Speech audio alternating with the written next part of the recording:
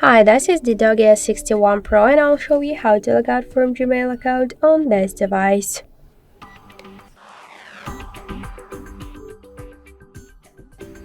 So first we should open the Gmail application and then tap on the right upper corner.